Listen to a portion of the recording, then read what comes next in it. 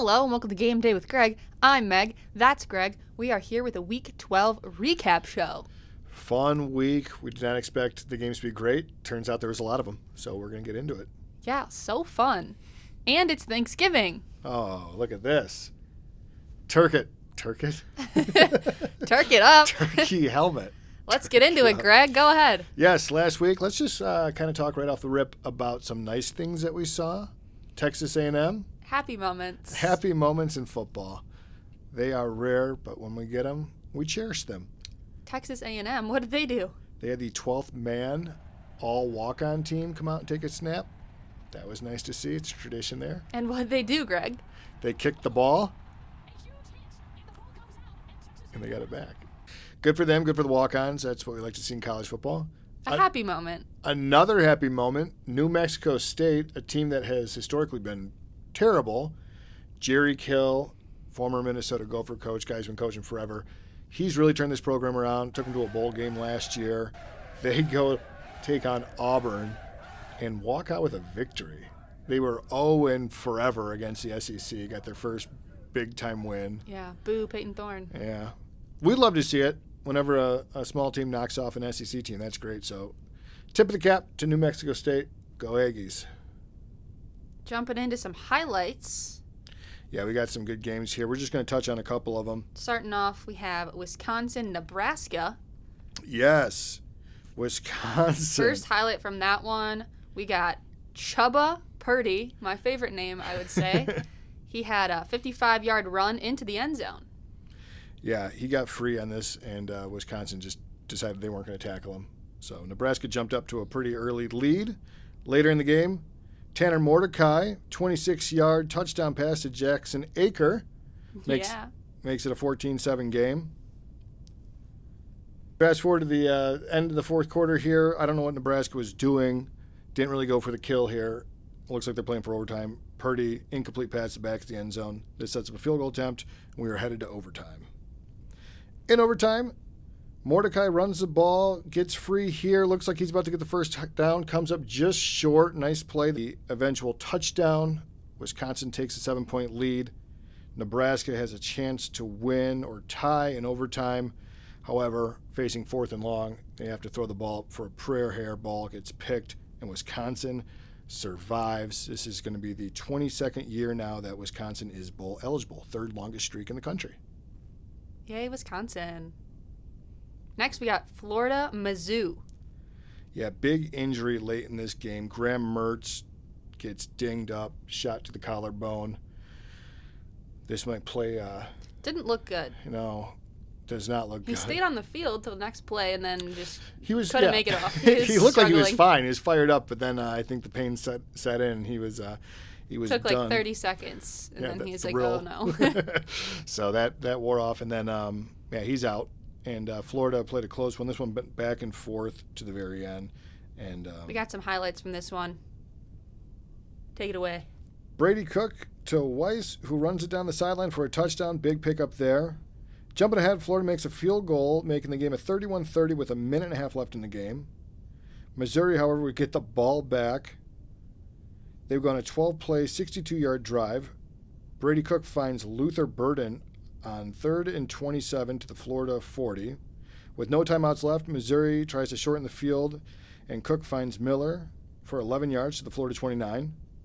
Cook to Cooper sets up a short field goal attempt. Field goal attempt is good. Florida has one final play left, trying to get a victory here. However, the ball is dropped. Missouri wins. Go Tigers. Yeah. Next up, we got Washington, Oregon State. Yeah, this one was a messy game. Rained the entire game. Penix Jr. to a Doomsday for a touchdown. Number 7, Bolden runs it down the sideline and comes up just short of a touchdown. Martinez runs it in for the Oregon State touchdown. Just before half, DJU throws a pick. Jumping ahead to the fourth quarter, Oregon State has the ball. Can't convert on fourth down. Washington gets it back. Michael Penix Jr. completes a few passes, and Washington comes away with the win. Close game. Only a 2-point victory. Wow. Didn't see it come. Vegas saw it coming, but I for sure thought Washington State was going to it. roll. Good for them. Vegas is always right. And we're not. Next up, we got Louisville, Miami. Yeah, back and forth game. This one really came down quite literally to the last play. We got a Hail Mary attempt. The ball is deflected. Louisville knocks it up in the air. Miami catches it, but comes up just short. Just short. Louisville hangs on. What a year for Louisville. Jeff Brum's first year there. Awesome. Big surprise. Good for them. Meg, what do you got for freshman phenoms? Oh, I got some freshman Let's phenoms. hear it. This week, the Big Ten Freshman of the Week was none other than MSU's Caton Hauser. 279 passing yards, completed 25 out of 39 attempts. He did throw 2 interceptions. Yeah. But good for him. Didn't hurt him in the end, though. Michigan State got a big victory on the road. Nice Yeah. to see that they're kind of putting it together at the end. My next freshman phenom, Fernando Mendoza. He threw for 294 yards and a season-high 3-touchdown performance, Nice game for him. leading Cal to a 27-15 victory over Stanford. Good job, Cal. Isaiah Agustave. of Arkansas recorded his first career 100-year rushing game, took Arkansas to a 44-20 victory against Florida International. He had a season-high carry, 14, and 101 rushing yards. 141 rushing yards?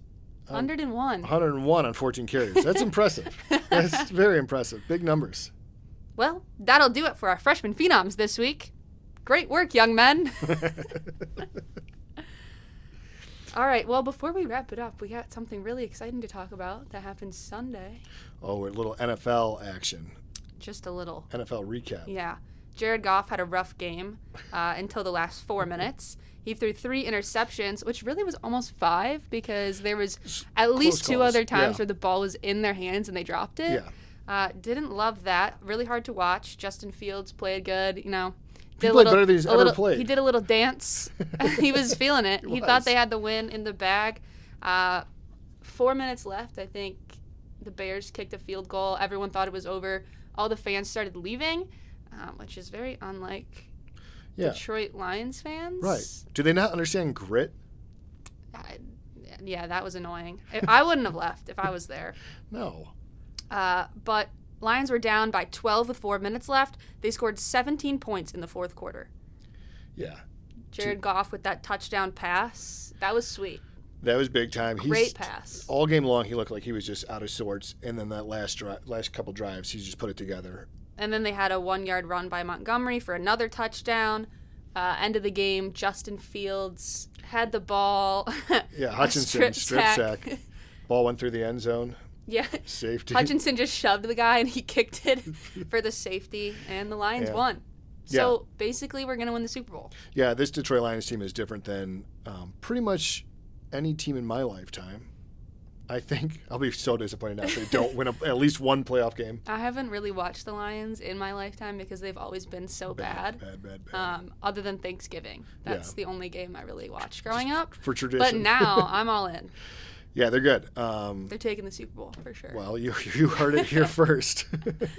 We'll see. I bet $1 on it. On the Super Bowl? Mm-hmm. What does that pay? Did you much. just do it? No. Months ago. Okay.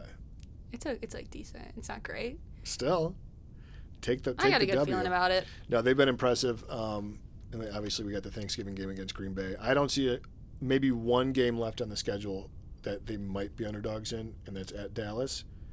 Detroit really has a shot to be. It's gonna be. It's already been a special year, but to really do something big. You're calling Super Bowl. Yeah. I want to go that far. I'm just not ready quite yet. That game against the Bears, they were 7.5-point favorites. I'm expecting them to blow it out. It doesn't matter. Down. It's just wins and losses. We won. All right, fine. Take the W. Go Lions. That'll do it for a Week 12 recap. We'll see you soon for a Week 13 preview. I'm Meg. That's Greg. Good night.